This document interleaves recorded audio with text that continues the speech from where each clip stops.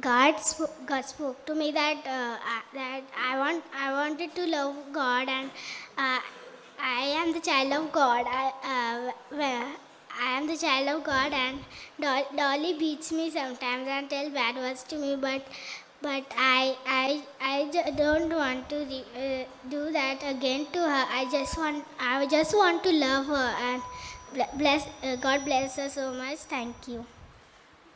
परमेश्वर ने मुझसे वचनों के द्वारा बात की। डॉली कई बार मुझसे बुरा बोलती है, कई बार मुझे बुरा बुरा कहती है, पर मैं उसको उसी तरह उत्तर नहीं देना चाहती हूँ, जवाब नहीं देना चाहती हूँ। मैं भी उससे बहुत प्रेम करना चाहती हूँ, उसके साथ अच्छे से रहना चाहती हूँ परमेश्वर के वचन के अनुसार। मैं परमेश्वर का धन्यवाद करता हूँ। फिर एक बार परमेश्वर ने मुझे भी याद दिलाया कि यीशु के पीछे चलने का मतलब क्या है।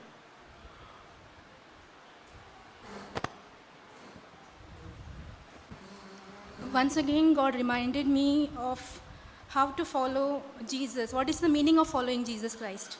और हम देखते कि यीशु मसीह का पीछे चलना, जैसे मैंने बोला कि हम एक अच्छा विश्वासी हो सकते हैं, चर्च आ सकते, जा सकते हैं। Following Jesus Christ would be like we are a good believer, we are coming to church and we are going from here.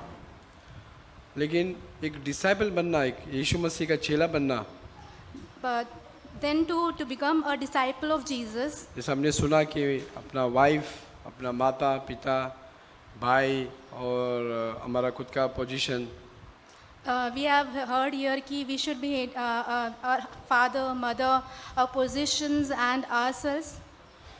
मैं एक विश्वासी होने के नाता में ये मैसेजेस बहुत कम चर्चेस में सुनने मिलता है कि तुम अपने आप को, माता पिता को हेट करो और परमेश्वर से प्रेम करो ज़्यादा। As a believer, we hear these words very rarely in most of the churches कि we should hate our father, mother and our loved ones. और हम देखते कि ये चीज़ बहुत ही हमको तकलीफ़ भरा लगता है कि मैं जो चीज़ हमको पसंद है, जब परमेश्वर बोल रहे हैं नहीं करने के लिए, तो हमको वो चीज़ हमको बहुत दुख लगता है, रे अब मेरे को करने का इच्छा है।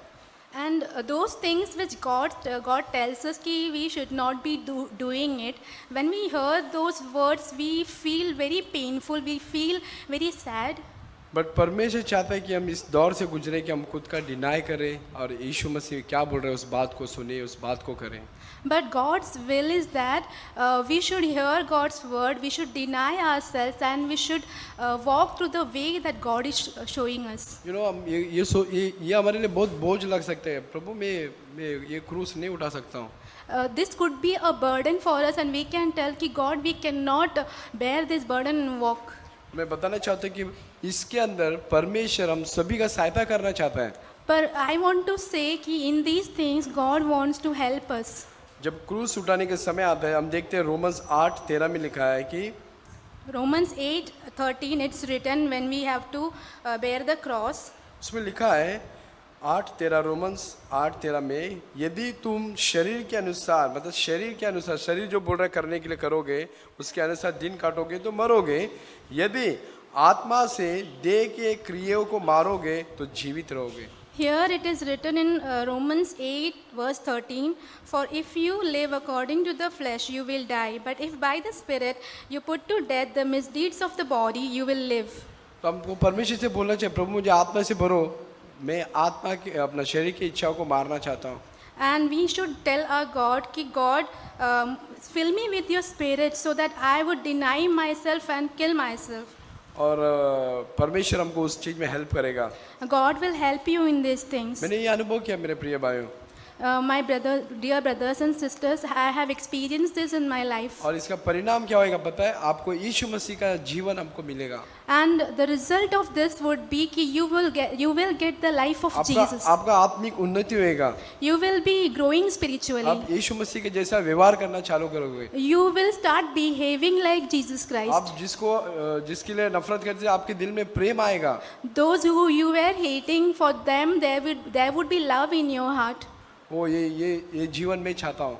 This life I want to get. ऐसे जीवन में चाहता हूँ कि प्रभु मैं सिर्फ विश्वासी बनकर नहीं बल्कि एक डिसाइपल बनकर जीऊँ, ताकि मैं परमेश्वर मुझे बोले, यीशु मसीह ने पता एक चीज़ बोला कि जाकर तुम जाके प्रचार करो और मेरे डिसाइपल बनाओ, ना कि विश्वासी। खाली चर्च में आना चाहिए इसलिए नहीं, बल्कि डिसाइपल बनाओ। And I want this kind of life where I won't be a believer, but I would be a disciple. And Jesus said, you should go into the world and make everyone your disciples, not believers. और उसको सब बातें मानना सिखाओ जैसा मैंने तुमको सिखाया। And teach everyone to obey my words, just I told you to obey. Praise God for the words that we heard today. और जो हमने सुना, हर बार हम जैसे सुनते थे वो वैसा तरह का वचन आज नहीं था। And the way we used to hear the words, that kind of word was not preached today. लेकिन आज का जो वचन है वो यीशु मसीह ने खुद कहा हुआ शब्द है। And today's words were the words that were told by Jesus Christ हम himself. अपने बारे में क्या सोचते हो मूल्य नहीं रखता। What we think about ourselves is not so important. क्या हम परमेश्वर के हमारे बारे में क्या सोचता है वो मूल्य रखता है। What God thinks about us is important. देखो, हमने जैसा ब्रदर से सुना, बहुत बड़ी भीड़ यीशु के पीछे आती थी।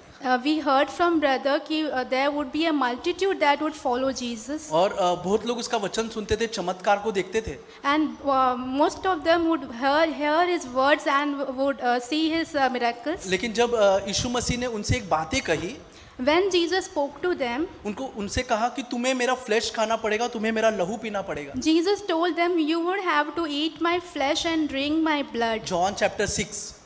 John chapter 6. तब वहां पर लिखा है कि बहुत सारा जो डिसाइपल थे वो फिर गए।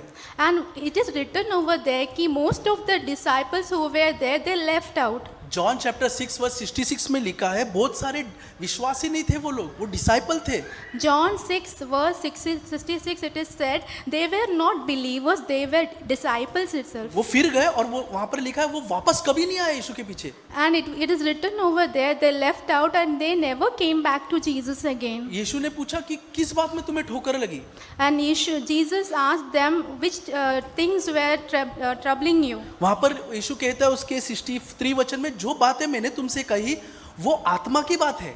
And Jesus said in those words कि the words that I spoke to you were spiritual words. वो ऐसे नहीं कि मेरा शरीर में तुमको काट के खिलाने वाला हूँ। It is not like I am going to feed you my flesh. मैं तुम्हें आत्मा की कुछ बातें बता रहा हूँ। I am speaking to you spiritual things. और ये ग्रहण कौन कर सकता है? But who can understand it? शारीरिक लोग नहीं brothers and sister, Fleshly people cannot understand it. आत्मिक लोग, Only spiritual people can understand. जो स्पिरिट में प्रभु के साथ चलते वो लोग। Only spiritual people who walk with God can brothers understand. And sister ध्यान से सुनो, सब ये बातें सुनकर चले गए। And brothers and sisters, listen carefully. Most of them heard these words and they left out from there. अब यीशु मसीह उन 12 बच गए खाली।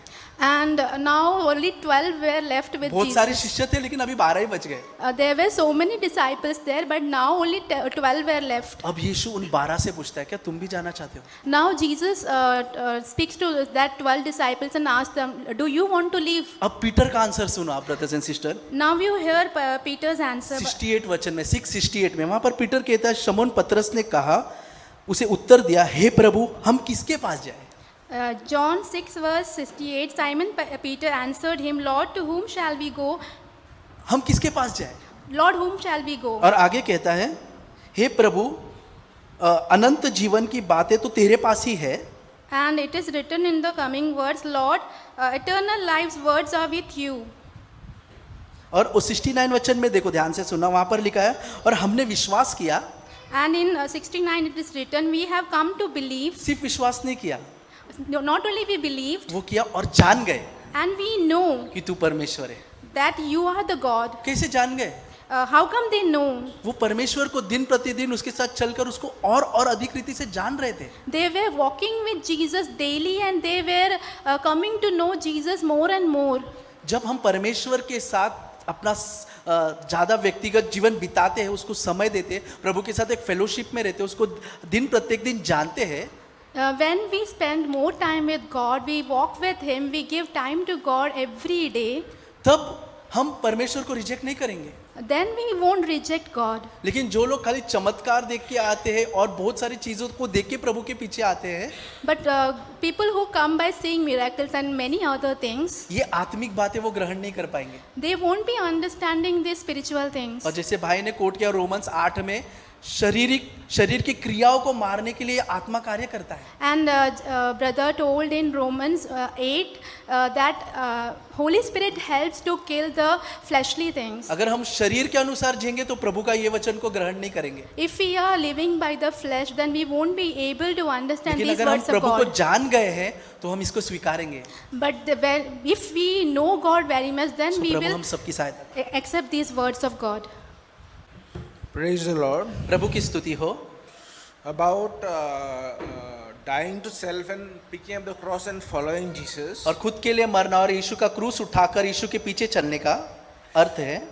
It doesn't mean crucifying the flesh with your physical fight. उसका अर्थ ये नहीं है कि हम अपने जो शरीर है, जो शारीरिक है हमारा, उसको चढ़ाना. In my case, और मेरे व्यक्तिगत जीवन में since my teenage years, I've known that if you pick up the cross, hate your mother, father, and follow Jesus, then you'll be my disciples. और मैं बचपन से ही ये बात को जानता था, अगर मैं अपने माता पिता को नफरत करता हूँ, भाई बहनों से नफरत करता हूँ, यीशु के पीछे चलता हूँ, खुद के लाइफ को भी मैं रिजेक्ट करता हूँ, तब मैं यीशु का शिष्य बनूंगा. And those who are Christ have crucified the flesh in their body. Those who are Christ have crucified the flesh in their bodies. और यीशु मसीह के साथ में जिसने अपने देह को भी चढ़ाया है क्रूस पर. So I used to think it was like a struggle, you have to say, no, I'll not fall to this, and I'll not have this anger, I'll not have this bitterness, I'll not have this bad thought. I used to think like that. तब मैं सोचता था कि ये मेरे व्यक्तिगत जीवन से मैं खुद कर रहा हूँ कि मैं गुस्सा नहीं करूँगा, मैं बुरा नहीं करूँगा, मैं ये नहीं करूँगा, तो मैं अपना सामर्थ वहाँ पर इस्तेमाल कर रहा हूँ. Now over the years I've come to know और अभी कुछ बीते वर्षों में इस बात को मैं जान पाया हूँ that it's about dying. What's dying? तो ये मरने के विषय में, तो ये मरना क्या है? If you are dead, अगर आप मर गए हो then there'll be no struggle. तो आपको कोई उसके लिए समस्या नहीं, संघर्ष करना नहीं पड़ेगा. So what happens when you're dead? You cease to exist to the world. तो क्या होता है, आप मर गए तो आप यहाँ पूरी दुनिया से ही अलग निकल जाते हो.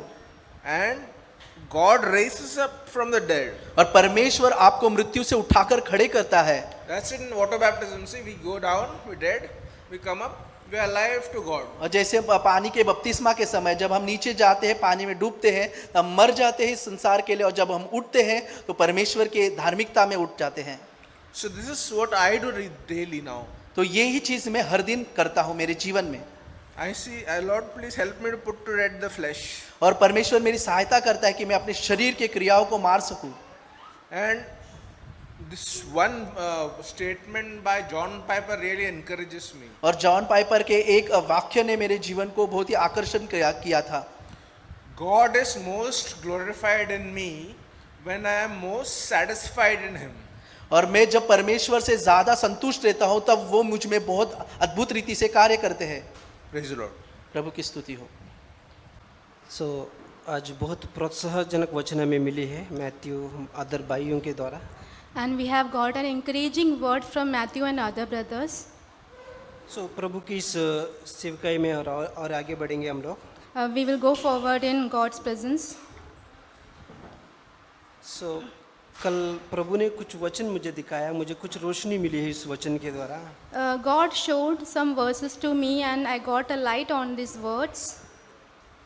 हम सब जानते हैं कि यीशु मसीह मृत्यु होने के बाद तीसरे दिन जी उठा. We all know कि after dying, Lord Jesus Christ is again from the dead. तीसरे दिन जी उठने के बाद कई लोगों को दिखाई पड़ा. After 3 days when he was resurrected, he was shown to many people. कई बार 11 लोगों को दिखाई दिया, कई लोग अन्य लोगों को दिखाई दिया, कई बार सिर्फ 2 लोगों को दिखाई दिया. Many times 11 people saw him. Many times only 2 people saw him. Many times many people saw him. यहाँ पर एक बहुत दिलचस्पी बात मैंने पाया गया है वचन के द्वारा, वो है Luke chapter 24 verse 13. I got an interesting verse in Luke 24:13. मैं चाहता हूँ इस वचन को आप सभी लोग खोलें और इस पर ध्यान रखें. I wish कि all of you open this word and keep attention in these words. Luke chapter 24 verse 13 13वां वचन। Luke 24 verse 13. या कोई पढ़े हैं brother Vipul?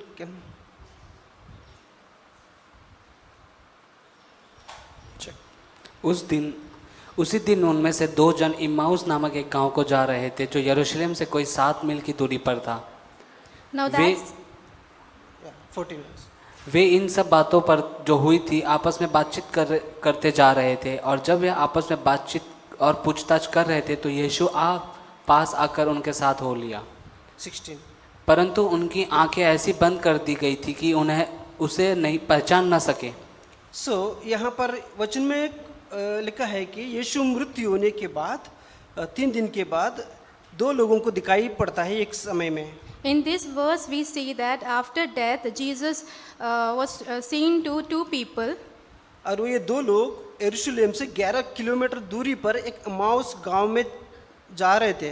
And these 2 people were going to a village named Emmaus after traveling 7 miles from Jerusalem. और ये 2 लोग यही बात कर रहे थे कि 3 दिन पहले यीशु को गाड़ा गया है और वो जी उठ गया है, उसके कब्र में ढूंढा तो वहाँ नहीं मिला। ये सारी बातों वो लोग मनन करते, बातचीत करते, उस एमाउस जो गांव था उस बातचीत करते जाने लगा। In these 2 people were talking to each other and discussing about the things that happened 3 days before, ki how Christ was crucified and how he was kept in a tomb and how people went there and were looking for them and nobody was there. All these things they were discussing on the way to Emmaus. और अचानक ऐसा हुआ कि उन दोनों के साथ यीशु भी जुड़ गया। And immediately what happened, while they were walking like that, Jesus joined them. और 16वां वचन में लिखा है जब यीशु जुड़ गया लेकिन वो 2 लोग उसको पहचान नहीं पाया। 16वां वचन में लिखा है In verse 16 it is written, Jesus joined them but they couldn't recognize him. आप पूछेंगे कि ऐसा कैसे हो सकता है ब्रदर, अब उनके पास आंख है ना, तो यीशु को क्यों नहीं पहचान पाया? You would ask me, brother, they had eyes na, they should have seen na Jesus if Jesus was with them. भाइयों बहनों, हमारे पास आंखें हैं और हमारे पास कानें हैं, लेकिन हम उस नज़र से देखेंगे हम कई चीज़ देख नहीं पाते हैं। Brothers and sisters, we have ears and eyes, but most of the times we don't see and hear things by which we should be hearing or seeing. यीशु ने नया करार में कम से कम लगभग 30 बार कहा कि जिनके पास कान हो सुन लो। And in New Testament, Lord Jesus had told almost 30 times, those who have ears, hear them. क्या एक बार कहने से नहीं सुन पाएंगे? Only once if he said, so can't they hear him? तो यीशु ने बार बार क्यों कहा जिनके पास कान हो सुन लो, जिनके पास कान हो सुन लो? Then why Jesus is again and again repeating himself and saying, those who have ears, hear them? और 16वां वचन में लिखा है यीशु परंतु उनकी आंखें ऐसे बंद कर दिए गए कि उसे पहचान नहीं सके। And in verse 16 it is written कि their eyes were closed this way कि they couldn't recognize him. Brothers and sisters, अभी यीशु उन 2 लोगों के साथ एमाउस उस गांव तक चल के जा रहा था। अभी भी Brothers and sisters, now Jesus is walking with these 2 people to the village named Emmaus. और वो दोनों ने कहा कि यीशु आप अभी संध्या हो गई, आप कहाँ जाएगा, हमारे साथ रह जाओ। And those 2 people told Jesus कि now it has become evening, so where would you go? You leave, stay with us. 29 verse. Verse 29. But they urged him strongly, stay with us, for it is nearly evening, the day is almost over. परंतु उन्होंने यह कहकर उसे रोका, हमारे साथ रह, क्योंकि संध्या हो चली है, दिन अब बहुत ढल गया है। तब वह उनके साथ रहने के लिए भीतर गया। 30वां वचन, जब वह उनके साथ भोजन करने बैठा तो उसने रोटी लेकर धन्यवाद किया और उसे तोड़ कर उनको देने लगा। सो यहाँ पर ध्यान दो ब्रदर्स, यीशु उनके साथ रहकर भोजन करते समय उसने रोटी लिया और प्रभु को धन्यवाद करते प्रभु उन दोनों को रोटी दिए। And here, this brothers and sisters, here when Jesus was with them, he took the bread and gave thanks and broke it and began to give it to them. बहुत दिलचस्पी बात यहाँ पर लिखा है 31। And very interesting verse is in 31. तब उनकी आंखें खुल गई और उन्होंने उसे पहचान लिया। यहाँ पर बहुत दिलचस्पी बात लेके 16वां वचन में लिखा है कि वो लोग उसको पहचान नहीं पाया। In the 16th verse, it is written कि they couldn't recognize him. लेकिन जब यीशु ने रोटी तोड़कर उन्हें दिया, उनकी आंखें खुल गई। But when Jesus broke the bread and gave to him, then their eyes were opened.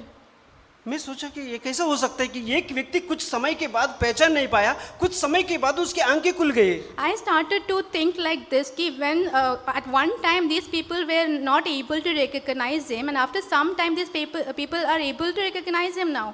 कई बार यीशु उपमान रूप में लोग चेलों को बताने लगता है कई दृष्टांत। Jesus told many parables to his disciples. कई बार वो वचन सीधा सीधा बोलते तो वो लोग समझ नहीं पाते थे। Whenever he told the words directly, they wouldn't understand it. और कुछ लोग यीशु के पास आके पूछते थे, प्रभु इसका अर्थ क्या है, इसका मीनिंग क्या है, इसका क्या है। Many people would come to Jesus and ask him, Lord, what is the meaning of all these words? तब यीशु दृष्टांतों में उनको बताने लगता। Then Lord Jesus would to say all of them in parables. ये उस तरह है अभी रोटी तोड़कर चेलों को बांटना। Though this is also like that. Now he broke the bread and gave it to him. So brothers and sisters, अगर इस प्रभु भोज में हम आगे बढ़ेंगे तो इसमें कुरिन्दी का किताब में एक पौलुस ने कुरिन्दी कलीसिया को ये सारी बातें बताया गया। Now in Corinthians, Paulus had told some things to the church.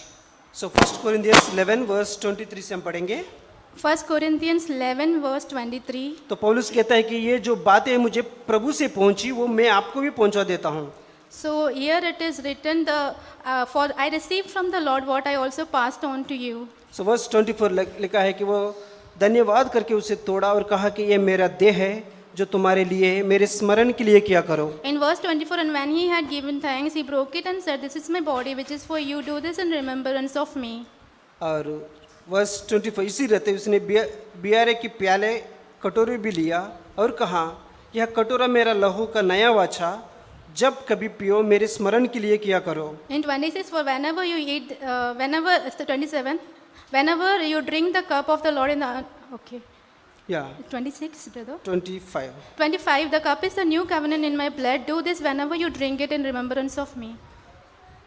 Brothers and sisters 29 में एक अद्भुत वचन लिखा है, जो खाते पीते समय प्रभु की देह को नहीं पहचाने वह इस खाने पीने से अपने ऊपर दंड लाता है। In verse 29, for those who eat and drink without discerning the body of Christ, eat and drink judgment on themselves. जैसे कि यीशु ने उन दो लोगों को रोटी जब तक तोड़ के नहीं दिया उनकी आंखें नहीं खुला।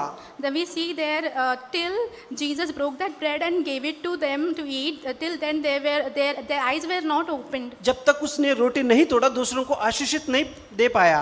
Till he didn't break that bread, he couldn't bless those people. उसी तरह जब हम इस प्रभु भोज में इस रोटी में हम भाग लेते हो, हमको क्या पहचानना है? Like that only, when we are participating in this breaking of bread, what should we recognize? वचन में लिखा है कि खाते पीते समय उसकी शरीर को नहीं पहचानेंगे। It is written in the verse कि those who eat and drink without discerning the body. यानी यीशु मसीह आपके लिए क्या किया 2000 साल पहले, आप उस शरीर के बारे में कोई जानकारी नहीं है। 2000 years before Lord Jesus Christ, what he has done for you, if you don't recognize all those things. हम इसमें भाग लेते हैं, हम ये कहते हैं कि हमारी बोली से ये कहता है कि यीशु मसीह ने मेरे लिए जो कुछ किया आज मैं उसमें भाग लेना चाहता हूँ। And when we are participating in this, we are telling that Lord Jesus Christ, whatever you have done for me 2000 years before, I am going to participate in this because of that. सो इसलिए brothers and sisters, इसमें बहुत गंभीर बात है इस प्रभु भोज में भाग लेते समय। So brothers and sisters, this is a very serious thing when we are taking part in this breaking of bread. कल्पना करो कि आपने एक नया बिल्डिंग बनाया आपने, Imagine कि we are building a building. और कुछ समय पहले एक बिल्डिंग में छोटा सा क्रैक आया, And in that building, after some time, there came a crack. लेकिन बहुत ही कीमती पैसा डालकर आपने उस बिल्डिंग को बनाया, But you have put lot of money to build that और building. ज़्यादा समय भी नहीं हुआ लेकिन जल्दी से जल्दी उसमें क्रैक आ गया। Before being not being long enough, the crack came in that building. क्या आप उस बिल्डिंग को तोड़कर वापस नया बनाएंगे, Will you break that building down and you will make it again? या कुछ चीज लाकर जो क्रैक है वहां पर चिपकाएंगे?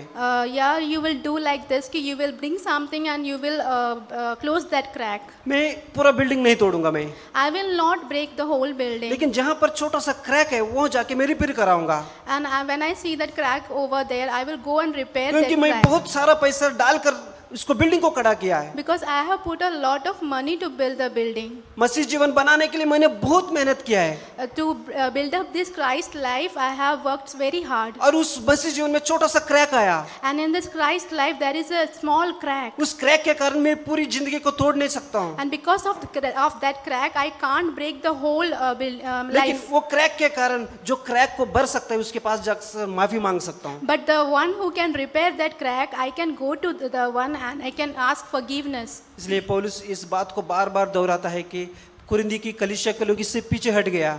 And we see that Paulus is saying to them again and again, the church in Corinthians. सो 31 वचन में बहुत वचन अच्छा वचन लिखा है, यदि हम अपने आप को जांचते तो दंड नहीं पाते। In 31 it is written, but if we were more discerning with regard to ourselves, we would not come under such judgment. अगर हम नहीं जांचेंगे, ऊपर का वचन में लिखा है बहुत से लोग निर्बल और रोगी और बहुत से सो भी गया। And about that verse it is written, if we were not discerning, then many among you are weak and sick, and a number of you have fallen asleep. So brothers and sisters, ये समय है हम किसी और को जांचना नहीं, अपने आप को जांचना है। Brothers and sisters, this is the time where we will not be judging anybody else, but we will be discerning ourselves. या हम मसीह होने के नाते किसी को दर्द दिया, दुख दिया या निराश किया, As a believer, have we given any sadness, any pain to others? Have we hurt others? या किसी को धोखा दिया या किसी से हम लोग नुकसान पहुंचाया। Have we deceived others? Have we hurt others? सो ये समय है, हम आंखें बंद करेंगे We will close our eyes.